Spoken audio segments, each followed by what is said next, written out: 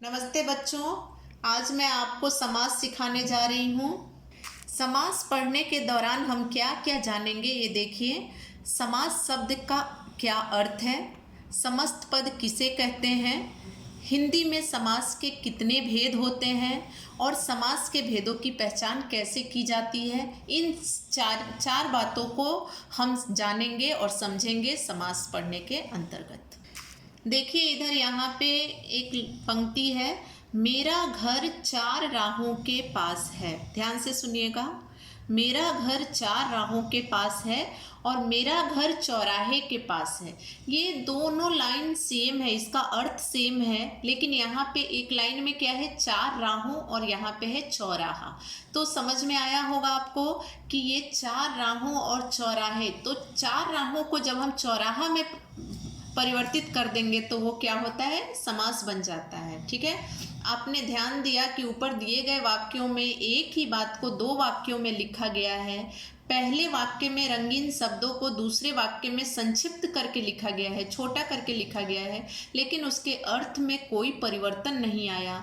तो शब्दों के संक्षिप्त करने की विधि को समास कहते हैं। एक बार और सुनिए ध्यान से, शब्दों के संक्षिप्त करने की विधि को समास कहते हैं। अब देखिए समास का क्या अर्थ है। समास शब्द का अर्थ है संक्षेप, मतलब छोटा।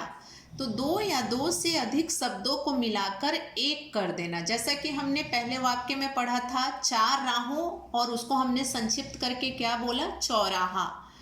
शब्द समूह को संक्षिप्त करने की प्रक्रिया को ही समास कहते हैं। शब्दों के इन संक्षिप्त रूपों को व्याकरण में समासिक शब्द या समस्त पद कहा जाता है। जैसे ईश्वर का भक्त, ईश्वर भक्त, तो ईश्वर भक्त शब्द समस्त पद कहलाता है। यहाँ पर देखिए, ईश्वर का भक्त, ईश्वर भक्त दोनों का एक ही अर्थ है, लेकिन इस शब्द को हमने संक्षिप्त कर दिया, ईश्वर भक्त कर दिया, इसलिए ये क्या कहलाएगा, समस्त पद कहलाएगा और समास कहलाएगा। यहाँ पर मैं कुछ उदाहरण के द्वारा आपको समझाना चाहती हूँ। जैसे पहला वाक्य है, बीरबल राजमहल में गया। तो राजमहल शब्द दो शब्दों के मेल से बना है। कौन कौन सा शब्द है राजमहल के लिए, राजमहल, राज प्लस महल, तो वो क्या बन गया, राजमहल। जब राज और महल को मिला के हम राजमहल बनाएंगे तो राजमहल कौन सा पद कहलाएगा, समस्त पद कहलाएगा। समझ में आ रहा है बच्चों, अलग है, बड़ा है, तो उसको हम समस्त पद नहीं बोलेंगे। जब ये दोनों मिल के एक शब्द बन जाएगा तो उसको हम क्या बोलेंगे, समस्त पद बोलेंगे। जैसे मेरा घर चौराहे के पास है। यहाँ पे चौराहा शब्द दो शब्दों के मेल से बना है। एक क्या है, चार राहें, तो दोनों मिलके क्या हो गया, चौराहे। ठीक है, समझ में आ रहा है। तो ये चौराहा शब्द क्या बन जाएगा, समस्त पद, क्योंकि ये दो शब्दों के मिलने से बना है। तो समस्त पद में दो पद होते हैं। ये समस्त पद जो हो गया ना, इसमें दो पद होते हैं।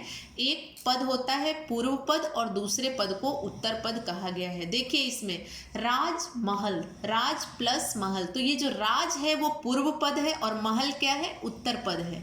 पूर्व मतलब पहले का पद और महल ये जो है उत्तर पद है, मतलब बाद का पद है। तो दोनों मिलके क्या बन गया है, राजमहल, और राजमहल को हम क्या बोलेंगे, समस्त पद। समझ में आ गया होगा आपको कि पूर्व पद किसे कहते हैं और उत्तर पद किसे कहते हैं और समस्त पद क्या कहलाता है।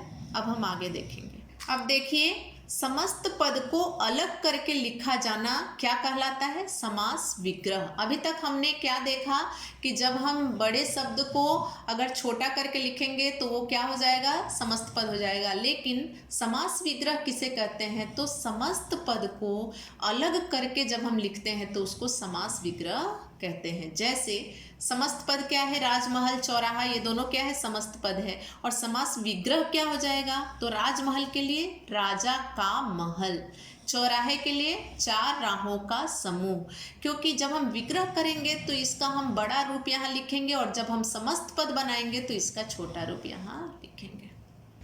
अब हम समास के भेदों के बारे में जानेंगे। तो समास के मुख्य 6 भेद होते हैं। पहला तत्पुरुष समास, दूसरा कर्मधारय समास, तीसरा द्विगु समास, चौथा द्वंद्व समास, पांचवा अव्ययी भाव समास, छठा बहुब्रीहि समास।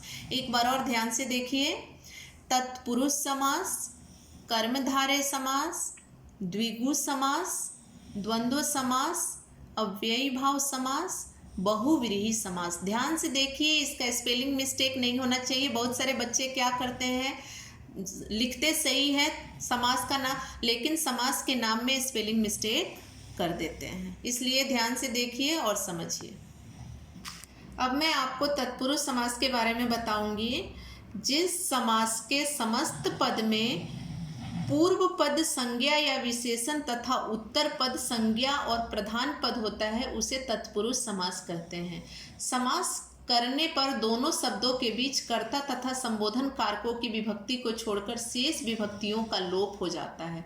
अब इसको आसान शब्दों में आप ये समझिए कि तत्पुरुष समास कारक के चिन्ह से जुड़ा रहता है, जिसका हम विग्रह करते हैं। जब हम समास का विग्रह करेंगे तो उसमें कारक के चिन्ह जरूर रहेंगे। जैसे आप लोग कारक पढ़े होंगे, जिसमें कर्ता ने, कर्म को, करण से, संप्रदान के लिए, आपादान से, अधिकरण में, पर संबंध का, के, की, संबोधन, हे, अरे, अजी।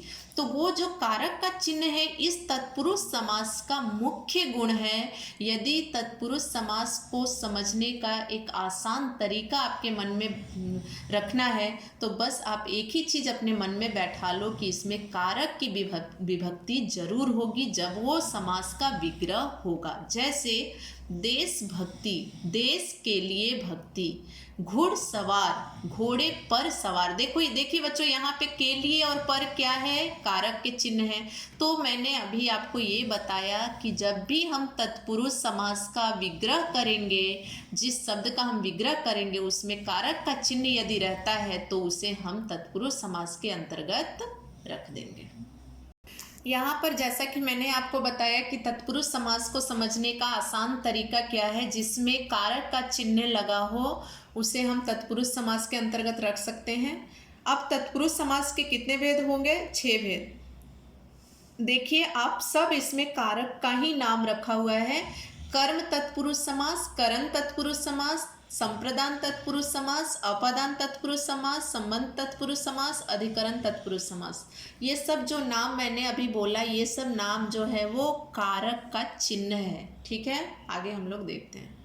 बच्चों, हम कर्म तत्पुरुष समास के कुछ उदाहरण यहाँ देखेंगे। सबसे पहले कर्म तत्पुरुष समास किसे कहते हैं? जिसमें कर्म कारक की विभक्ति हो। कर्म कारक मतलब कर्ता ने कर्म को की विभक्ति हो, उसे हम कौन सा समास बोलेंगे? कर्म तत्पुरुष समास बोलेंगे। जैसे स्वर्ग प्राप्त, स्वर्ग को प्राप्त, जन प्रिय, जन को प्रिय, परलोक गमन, परलोक को गमन। तो ये सारे को के चिन्ह लग गए, तो ये कौन से समास के अंतर्गत आ गया? तत्पुरुष समास के अंतर्गत। और तत्पुरुष में भी कौन से समास? कर्म तत्पुरुष समास।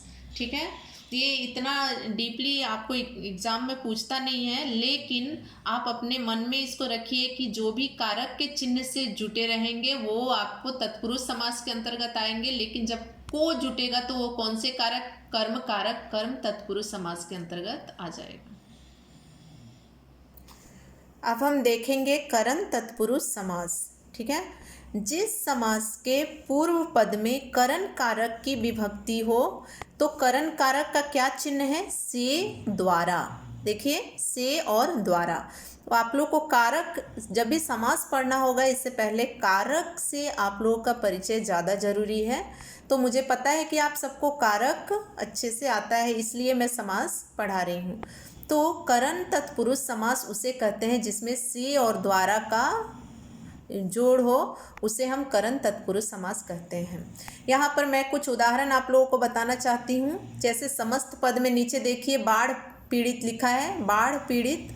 तो उसमें पूर्व पद क्या है? बाढ़, और उत्तर पद क्या है? पीड़ित। और इसका समास विग्रह क्या हो जाएगा? बाढ़ से पीड़ित। तो इसमें से जो है वो किसका चिन्ह है?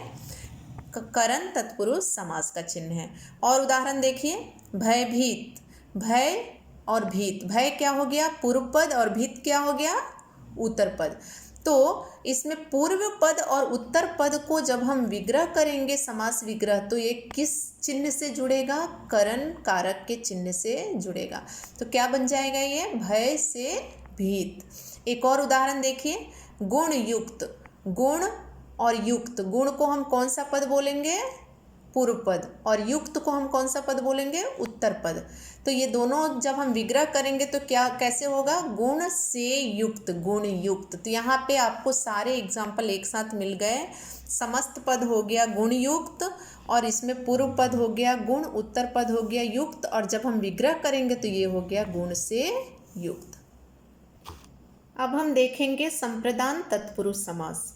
जिस समास के पूर्व पद में संप्रदान कारक की विभक्ति के लिए का लोप हो उसे संप्रदान तत्पुरुष समास कहते हैं। जैसे एग्जाम्पल के रूप में देखिए, देश भक्ति, तो इसमें आपको पूर्व पद हो गया देश और भक्ति हो गया उत्तर पद, और जब हम इसका विग्रह करेंगे तो क्या होगा? देश के लिए भक्ति। यहाँ पे के लिए कौन सा कारक है? संप्रदान कारक है। वैसे ही दो और एग्जाम्पल दिया गया है, युद्ध भूमि, युद्ध की के लिए भूमि। देखिए युद्ध और भूमि, युद्ध क्या है? पूर्व पद, और भूमि क्या है? उत्तर पद, और इसका विग्रह क्या है?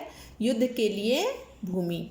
वैसे ही प्रयोगशाला, प्रयोग और शाला, प्रयोग क्या है? पूर्व पद, और शाला क्या है? उत्तर पद, और जब हम इसका विग्रह करेंगे तो कैसे होगा? प्रयोग के लिए शाला। इसमें हम आपादान तत्पुरुष समास को देखेंगे। जिस समास के पूर्व पद में आपादान कारक की विभक्ति, आपादान कारक की विभक्ति आपको पता होगा कि आपादान में से लगता है लेकिन वो अलग होने के भाव में लगता है, उसका लोप हो उसे आपादान तत्पुरुष समास कहते हैं। जैसे पथभ्रष्ट, पथभ्रष्ट में पथ आपका है पूर्व पद और भ्रष्ट क्या है? उत्तर पद, और जब हम इसका विग्रह करेंगे तो ये क्या हो जाएगा? पथ से भ्रष्ट। ठीक है, दूसरा उदाहरण देखेंगे, पाप मुक्त, पाप पूर्व पद, मुक्त उत्तर पद, और जब हम इसका विग्रह करेंगे तो ये कौन से चिन्ह से जुटेगा? पाप से मुक्त। यहाँ पे आपादान का प्रयोग इसलिए है क्योंकि इंसान इसमें पाप से मुक्त, मतलब कोई इंसान अगर पाप से अलग हो जाता है तो उसे बोलते हैं पाप मुक्त, इसलिए यहाँ पे अलगाव का चिन्ह है, इसलिए इसका नाम क्या है? आपादान तत्पुरुष समास। एक और उदाहरण देखेंगे, चरित्रहीन, चरित्र पूर्व पद है, हीन उत्तर पद है, और जब हम इसका विग्रह देखेंगे समासिक विग्रह तो चरित्र से हीन। ठीक है, आगे देखते हैं। अब देखिए आप लोग संबंध तत्पुरुष समास। जिस समास के पूर्व पद में संबंध कारक की विभक्ति, संबंध कारक आपको पता होगा का, की, के का लोप हो उसे संबंध तत्पुरुष समास कहते हैं। जैसे उदाहरण के तौर पे यहाँ पे समस्त पद में क्या शब्द है? लोकनायक।